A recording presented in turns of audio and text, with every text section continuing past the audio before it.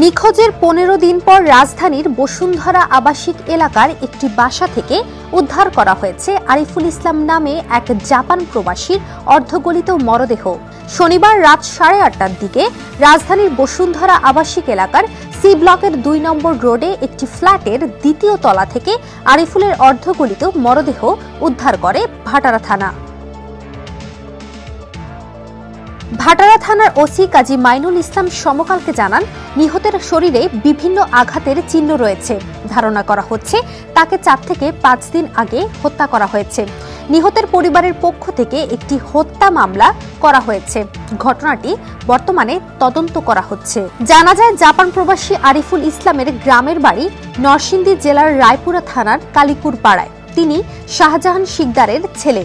প্রায় 5 বছর ধরে তিনি জাপানে থাকেন এবং সেখানেই এক জাপানি নারীকে বিয়ে করেন তিনি। তবে পুলিশ জানায়, মৃতদেহের পাশ থেকে হাতে লেখা একটি চিরকুট ও স্ট্যাম্প উদ্ধার করা হয়েছে, যেখানে আরিফুল ও পারভিন আক্তারের নামে এক নারীর নোটারি করা বিয়ের হলফনামা পাওয়া গেছে। এছাড়াও চিরকুটে লেখা আছে, আমার জীবনে শান্তি নষ্ট করে দিয়েছে এই রেপিস্ট, ব্ল্যাকমেইলার সে তার নিজের ইচ্ছায় আমার হাতে ধরা দিয়েছে। নিজের হাতে এই রেপিস্ট ব্ল্যাকমেইলারকে মেরে শান্তি নিলাম। পুলিশ জানিয়েছে, বসুন্ধরা আবাসিক এলাকার সি ব্লকের এই ভবনটি মাটি প্রপার্টিজের। সেখানে দেশি বিদেশি নাগরিকরা অল্প দিনের জন্য অনলাইনে স্টুডিও অ্যাপার্টমেন্ট ভাড়া নেন।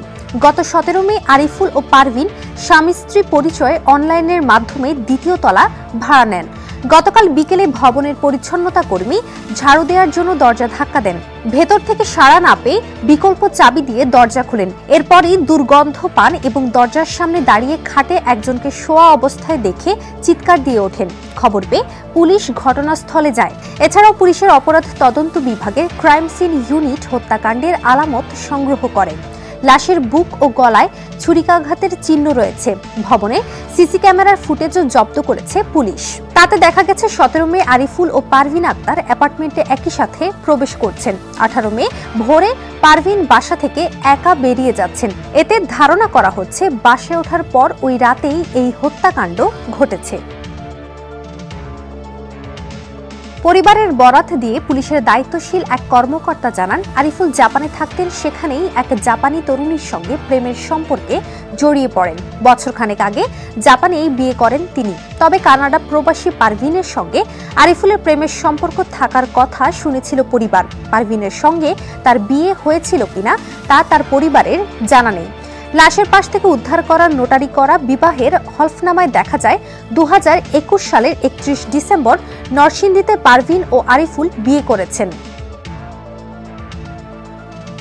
প্রাথমিক তদন্তে পুলিশ জানতে পেরেছে হত্যাকাণ্ডটি ছিল পরিকল্পিত।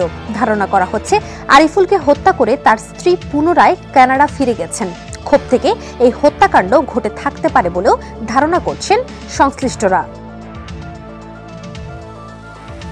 ডেস্ক রিপোর্ট, সমকাল।